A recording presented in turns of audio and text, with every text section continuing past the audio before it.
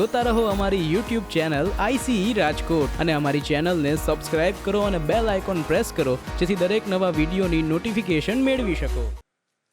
નમસ્કાર વિદ્યાર્થી મિત્રો, ICE ના આ YouTube ચેનલ પર હું અનિતા ચૌહાણ ફરીથી એક વખત તમારા બધાનું હાર્દિક સ્વાગત કરું છું. ફર્સ્ટ લેક્ચરમાં આપણે પાર્ટ્સ ઓફ સ્પીચનું મહત્વ આપણે સમજ્યા. તો ફર્સ્ટ લેક્ચર જે લોકોએ ના જોયું હોય એ લોકો પ્લીઝ એ જોઈ લેજો. હું ફરી એક વખત તમને રિક્વેસ્ટ કરીશ. હું છેલ્લા 28 વર્ષથી ભણાવું છું ઇંગ્લિશ, અને એવી ટ્રિક્સ બનાવી છે કે જેનાથી મારા ગુજરાતી મીડિયમના બાળકો માટે એકદમ સરળતા થઈ જાય પાસ કરવા માટે. ઓકે, ચલો આપણું મંત્ર યાદ રાખવાનું કે ગુજરાતીમાં ટ્રાન્સલેશન કર્યા વિના. અને જે રીતે મેં તમને પ્રોમિસ કર્યું હતું કે હું પાર્ટ્સ ઓફ સ્પીચ તમને ઓળખતા શીખડાવીશ. ઇંગ્લિશમાં છે ને મોર દેન 1.47 લાખ વર્ડ્સ છે. કેટલા શબ્દો છે? ઓલમોસ્ટ 1.5 લાખ શબ્દો. પોસિબલ છે યાદ રાખવું? ઇમ્પોસિબલ તો નથી, પણ ડિફિકલ્ટ છે. હા, એઝ અ ટીચર મને પણ યાદ ના રહે એવું બની શકે. ઓકે, સો આપણે આજે સ્માર્ટ વર્કની શરૂઆત કરીએ. તો આપણો ટોપિક છે આજે પાર્ટ્સ ઓફ સ્પીચ. હવે કેટલા પાર્ટ્સ ઓફ સ્પીચ છે એ મેં તમને લાસ્ટ લેક્ચરમાં જણાવેલું છે, અને આપણે એને નંબરિંગ પણ આપી દીધું છે કે સૌથી પહેલા આપણે શું કરવાના છીએ. તો તમે જોઈ લેજો લાસ્ટ લેક્ચરનું. સૌથી પહેલું પાર્ટ ઓફ સ્પીચ છે નાઉન. હવે આ હું નંબર શું કામ આપું છું ને એ પણ તમને જણાવીશ. ઓકે, આજે આપણે એમાંથી મેં આવી રીતે નંબર આપ્યા છે, તમે જોઈ લ્યો. સૌથી પહેલા નાઉન શીખવાનું, પછી એડજેક્ટિવ શીખવાનું, પછી પ્રોનાઉન શીખવાનું, વર્બ શીખવાનું અને એડવર્બ શીખવાનું. ઓકે, આજે હું એમાંથી આ 5 માંથી તમને 4 ઇમ્પોર્ટન્ટ પાર્ટ્સ ઓફ સ્પીચ કરાવવાની છું. 4 important parts of speech. A 4 important parts of speech કયા કયા છે? એ છે નાઉન, એડજેક્ટિવ, વર્બ અને એડવર્બ. ઓકે, તો ચલો રેડી થઈ ગયા. First chapter parts of speech. હવે સૌથી પહેલા ઘણી બધી એક્ઝામ્સમાં ડેફિનેશન પૂછાય છે. હવે આપણે પાર્ટ્સ ઓફ સ્પીચ શરૂઆત કરીએ એ પહેલા એક વસ્તુ તમને જણાવી દઉં. હમણાં થોડી વાર પહેલા મેં તમને કીધું કે 1.5 લાખ શબ્દો હોય, ગોખવાથી યાદ રહે. જે લોકો પણ તમે કોઈની સલાહ લેવા જશો ને, ટીચર્સ હોય કે પછી આપણા એલ્ડર્સ હોય, કોઈ પણ એને કહો કે હું ઇંગ્લિશ શીખવા માંગુ છું, તો પહેલી સલાહ એમના મોઢામાંથી એ જ નીકળશે. ના, હું એમ નથી કહેતી કે ખોટી સલાહ હોય છે, પણ પ્રેક્ટિકલ નથી. પહેલી સલાહ શું હોય છે? ડિક્શનરી વાંચો. ડિક્શનરી, વોકેબ્યુલરી કેવી રીતે સુધારવી? ડિક્શનરી વાંચો. દરેક વસ્તુનું સોલ્યુશન એક જ હોય છે, કાં તો ડિક્શનરી કાં તો ટાઈમ્સ ઓફ ઇન્ડિયા.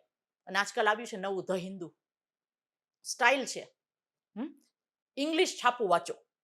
આટલું કહીને એ લોકો તો નીકળી જાય. કેટલું ડિફિકલ્ટ થાય ને એ આપણને જ ખબર હોય.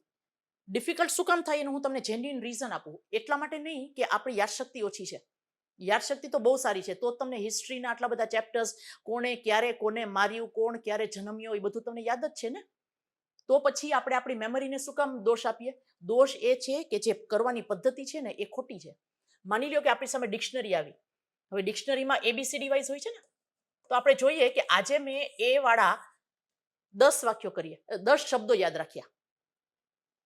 હવે બીજે દિવસે હું એ વાળા જ બીજા 10 શબ્દો યાદ કરું છું, તો મને 20 શબ્દો યાદ રહ્યા. ત્રીજે દિવસે આ પેલા પાઠમાંથી 5 ભૂલાઈ ગયા. 5મે દિવસે પેલા અને બીજામાંથી ખાલી 5 જ યાદ હોય. આપણી મેમરીનો વાંક જ નથી. મને કાંઈ આજકાલ યાદ રહેતું નથી. ના, એવું બિલકુલ નથી.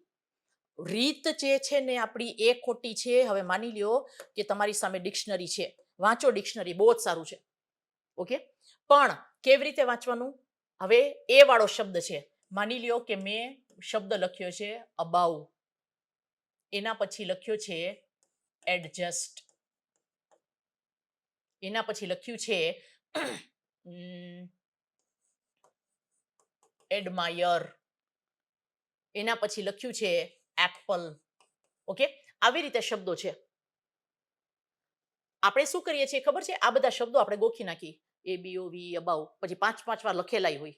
છોકરાઓ દેખાડે છે ને મને કે મેડમ જો દરેક શબ્દ હું 10 વાર લખું છું, છતાં યાદ નથી રહેતું. હવે હું તમને એનું રીઝન કહું. આપણો પ્રોબ્લેમ શું છે કે આ જે શબ્દો છે ને, આપણું ધ્યાન એના ઉપર હોય છે. અહીંયા બાજુમાં લખેલું છે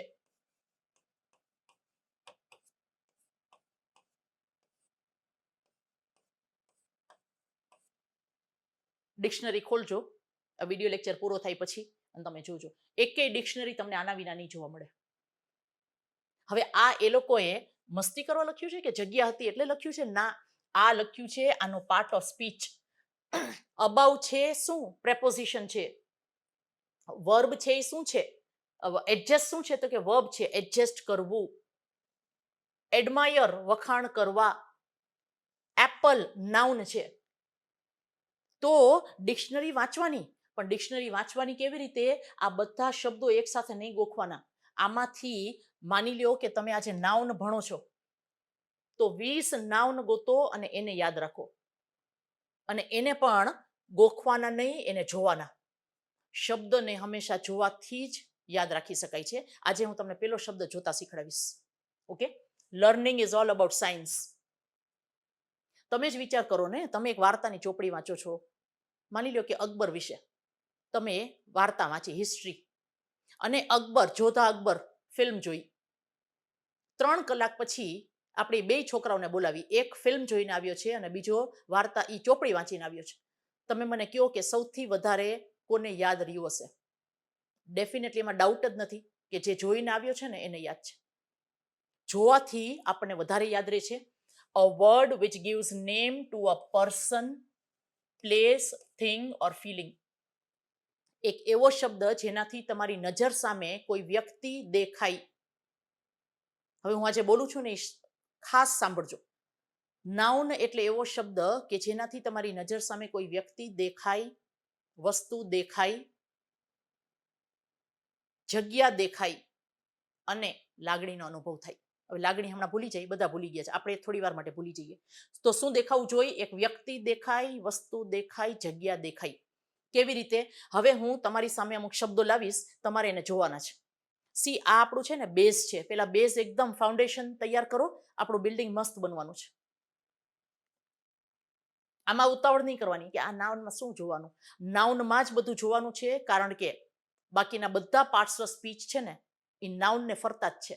જો આ નાઉન તમને જોતા આવડી ગયા ને, એડજેક્ટિવ, પ્રોનાઉન, વર્બ, એમાં કંઈ તકલીફ પડશે નહીં. હવે તમે જુઓ તો આપણે થોડું હજી બેકમાં જઈએ. આમાં કે છે કે નાઉન એટલે એવો શબ્દ જેનાથી આપણે કોઈ વ્યક્તિને નામ આપીએ, વસ્તુને નામ આપીએ, જગ્યાને નામ આપીએ. તો નામ શું કામ દેવું પડે? શરૂઆત તો ત્યાંથી થાય છે ને કે નામ શું કામ દેવું પડે? તો આપણે ભાષા શું કામ વાપરીએ છીએ? જેથી કરીને એકબીજાને સારી રીતે સમજી શકીએ. ઈશારામાં વાત નથી કરતા, ભાષા બોલું છું. હવે મારી ગુજરાતી ભાષા બધાને સમજાય જ છે. હવે માની લ્યો કે હું તમને એમ કહું કે આપણે અહીંયા લેક્ચર લઈએ છીએ ને, હમણાં આપણા ક્લાસમાં એક વ્યક્તિ આવશે, તો મારી ભાષા બધાને સમજાઈ ગઈ ગુજરાતી? આપણા ક્લાસમાં હમણાં એક વ્યક્તિ આવશે. હવે તમે મને કહો કે તમારા માઇન્ડમાં કોણ આવ્યું, કે કોણ આવશે? વ્યક્તિ બોલી છતાં તમારા માઇન્ડમાં કોઈ આવ્યું નહીં. તો હવે આપણે શું કર્યું છે કે નાઉન છે ને એ વ્યક્તિ, એને આપણે અલગ અલગ નામ આપી દીધા છે. તો વ્યક્તિઓને આપણે કેવી રીતે નામ આપ્યા છે? તો જે રીતે ભગવાને એને દેખાવ આપ્યો છે. તમે જો હું બોલીશ ને તો તમારી નજર સામે દેખાશે. ચાઇલ્ડ, બાળક, ગર્લ, બોય, મેન, વુમન. ભગવાને જે રીતના દેખાવ આપ્યા છે ને, આપણે એ રીતે એને નામ આપ્યા છે. હું બોલી એટલે તમારી નજર સામે દેખાણું, રાઈટ? પછી જે રીતના આપણા એની સાથેના રિલેશન. સપોઝ હું તમને કહું કે તમે અત્યારે લેક્ચર જુઓ છો ને, પાછળ તમારા મમ્મી ઊભા છે, દેખાણા તમને? હું એમ કહું કે પાછળ કોઈ વ્યક્તિ ઊભા છે, એના બદલે હું એમ કહું પાછળ તમારા મમ્મી ઊભા છે, તમારા કાકા ઊભા છે, તમારા દાદી ઊભા છે. તો જેવો આપણો રિલેશન એવું આપણે એને નામ આપ્યું છે, જેથી કરીને એકબીજાને સારી રીતે સમજી શકીએ. હું એમ કહું ને કે તમારા મમ્મી ઊભા છે, તમારે પાછળ ફરીને જોવું પણ નહીં પડે.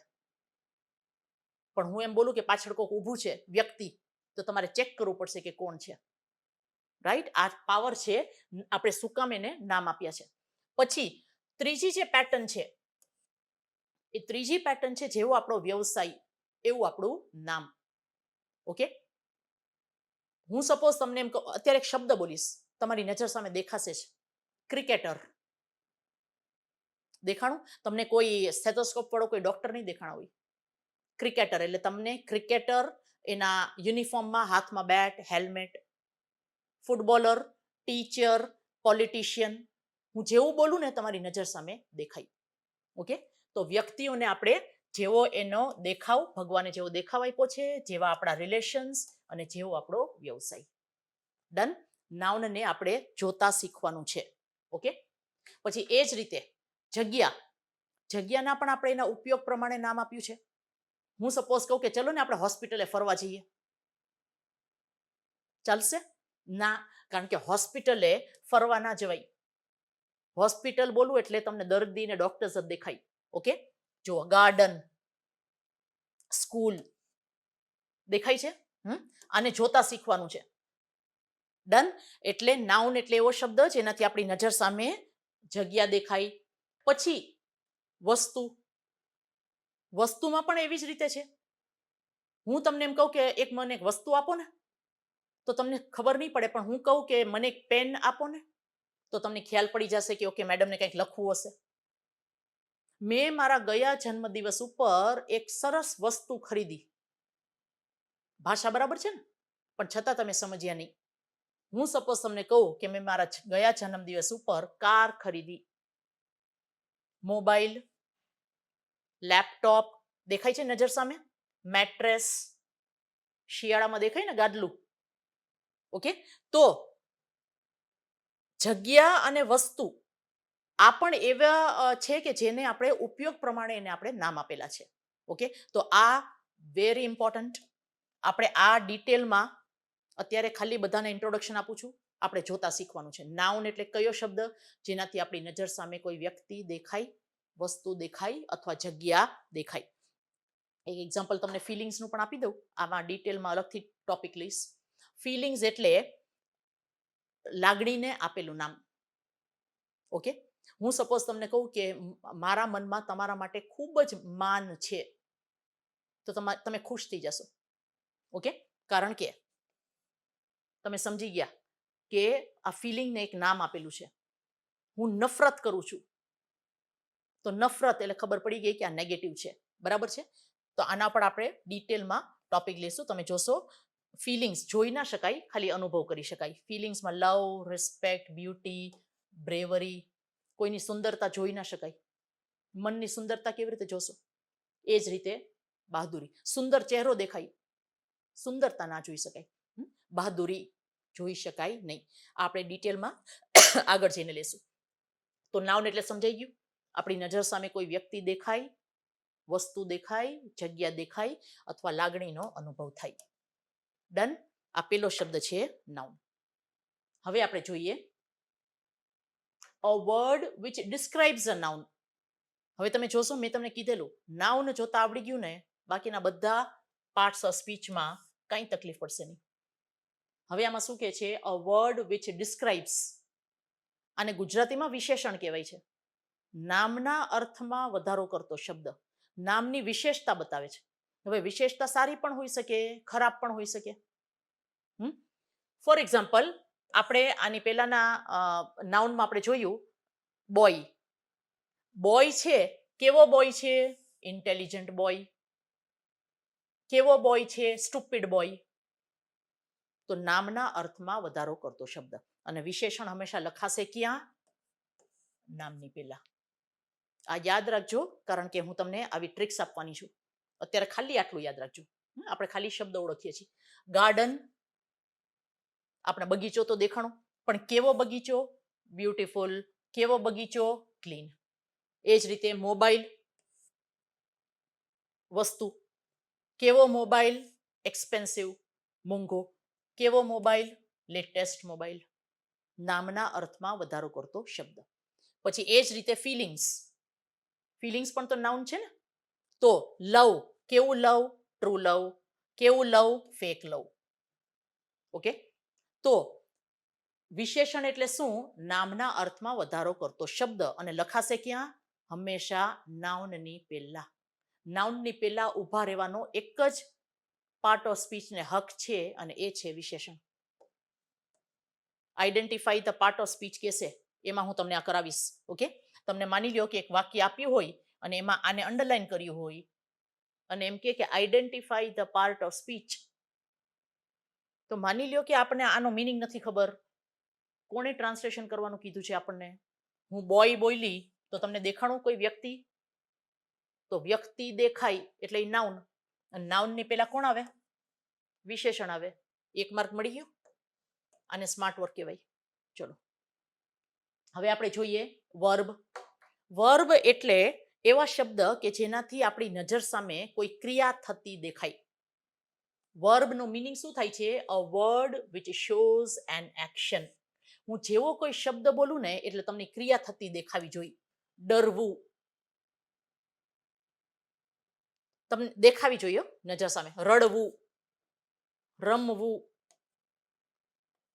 To celebrate. સેલિબ્રેટ એટલે ઉજવવું.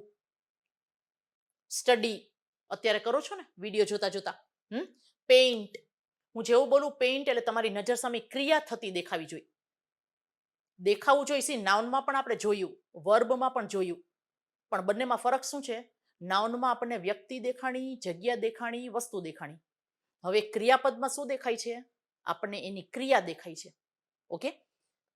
સ્પીક બોલવું, પ્લે રમવું. તો એક એવો શબ્દ કે જેનાથી આપણી નજર સામે કોઈ ક્રિયા થતી દેખાવી જોઈએ એને કહેવાશે વર્બ. ઓકે. તો થઈ ગયું નાઉન, એડજેક્ટિવ અને વર્બ. હવે આપણે જોઈએ એડવર્બ. હવે એડવર્બ એટલે શું? A word which describes an action. એક એવો શબ્દ કે જે એક્શન ના અર્થમાં વધારો કરે છે. એક ક્રિયા છે અને ક્રિયા કેવી રીતે થાય છે, ક્યાં થાય છે, કેટલા વાગે થાય છે, કેટલી વખત થાય છે, એને કહેવાશે. અહીંયા આપણે એક એક્ઝામ્પલ આપ્યું છે. સ્પીક એટલે બોલવું. ક્રિયા થતી દેખાણી ને? આ ક્રિયા દેખાણી તમને? બોલવું. પણ હું સપોઝ તમને કહું કે સ્પીક લાઉડલી. કેવી રીતે બોલવું? જોરથી બોલવું. તો આ ક્રિયા કેવી રીતે થાય છે? તો હવે આપણે ફોર્મ્યુલા આપણને શું મળી ગઈ? આપણે 4 પાર્ટ્સ ઓફ સ્પીચ મળ્યા. એક હતા નાઉન. ઓકે. નાઉન એટલે નજર સામે કોઈ વ્યક્તિ દેખાય, વસ્તુ દેખાય, જગ્યા દેખાય. અને નામના અર્થમાં વધારો કરતો શબ્દ એટલે વિશેષણ. અને વિશેષણ હંમેશા ક્યાં લખાય? નાઉનની પહેલા. Easy topic. આ ટોપિક તો ઇઝી છે. કેવો છે? ઇઝી. તો ઇઝી છે ટોપિક. ઓકે. પછી આપણને મળ્યું વર્બ. વર્બ એટલે શું? આપણી નજર સામે કોઈ ક્રિયા થતી દેખાય. ઓકે. અને વર્બના અર્થમાં વધારો કરતો શબ્દ એટલે એડવર્બ. અને એડવર્બ મોટા ભાગે ક્યાં આવે? ક્રિયાપદની પછી આવે. Speak loudly, talk softly. Right? તો આ આપણે ફોર્મ્યુલા યાદ રાખવાની છે. આપણો પહેલો સ્ટેપ. ડન?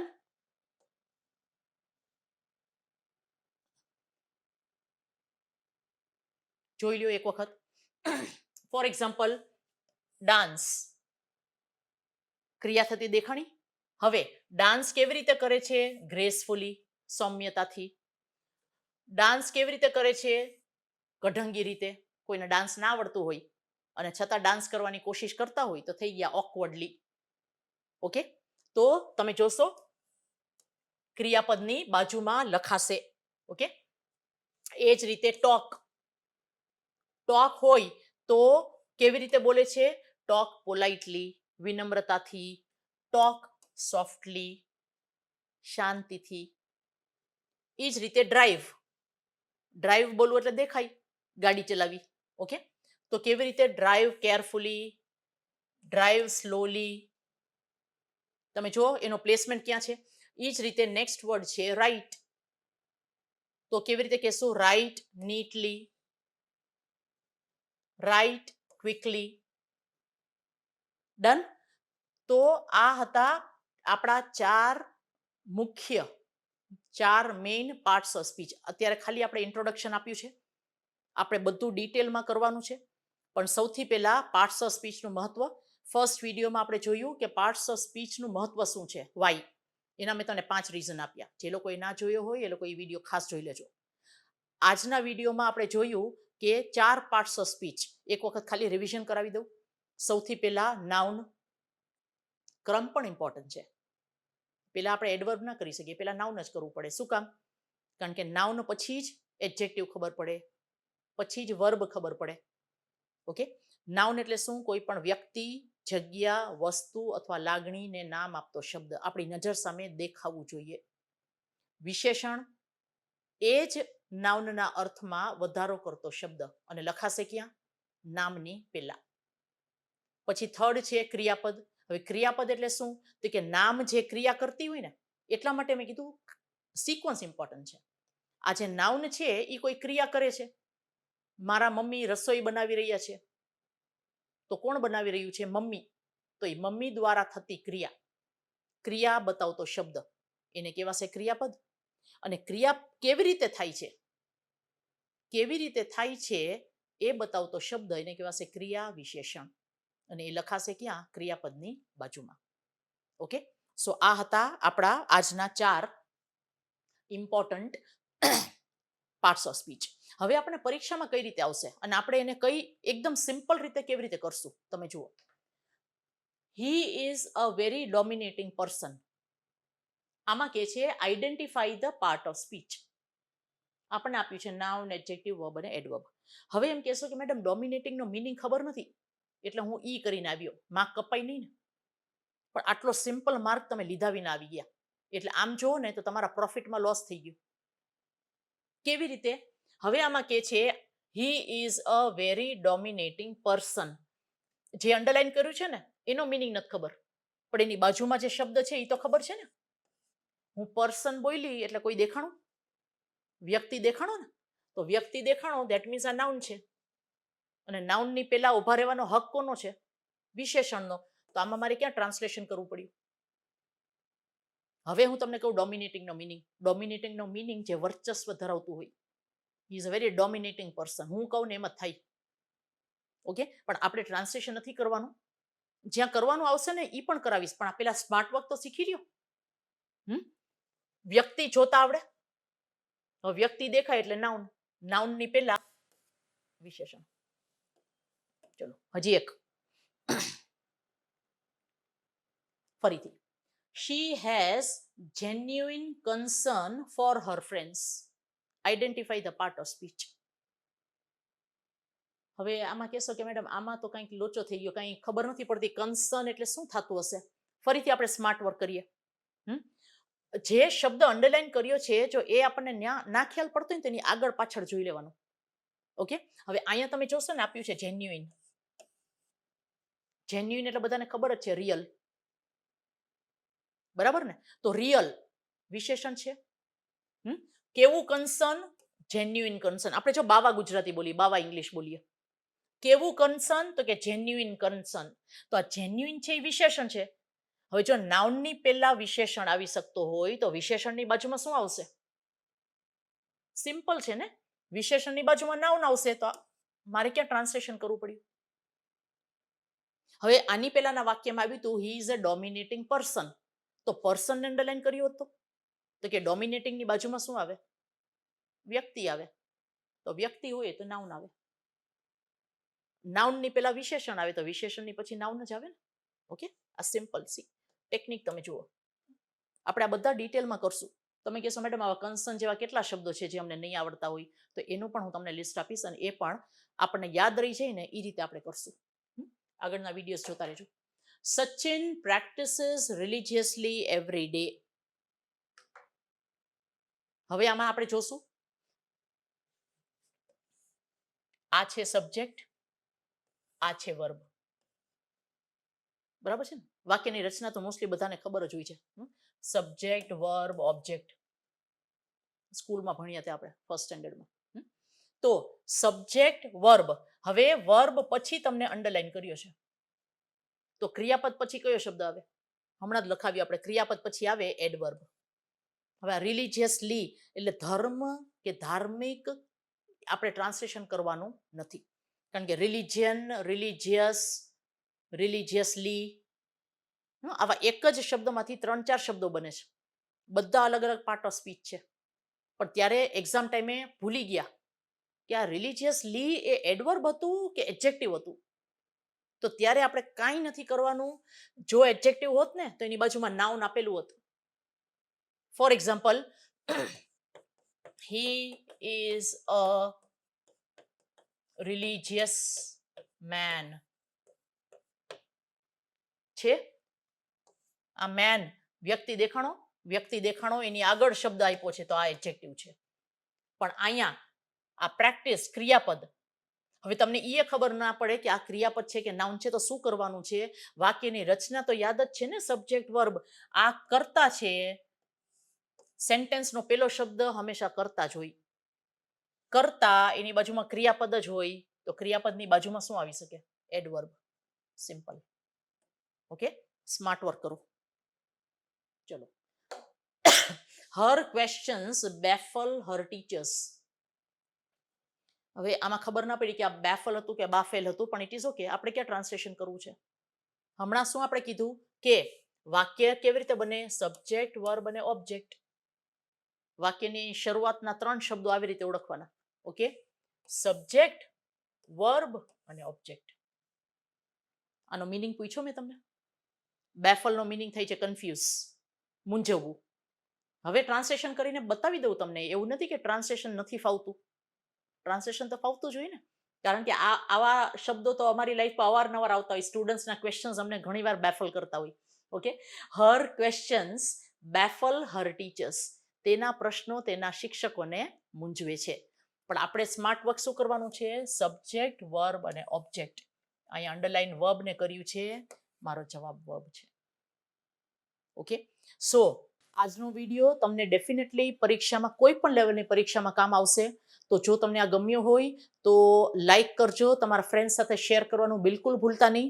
હું દરેક વિડીયોમાં તમને કહું છું કે તમારા ભાઈ બહેન જે લોકો નવી એન્ટ્રી છે કોમ્પિટિટિવ એક્ઝામમાં, એ લોકોને તમે સાચો રસ્તો બતાવો કે ઇંગ્લિશ શીખવાની સાચી રીત કઈ છે.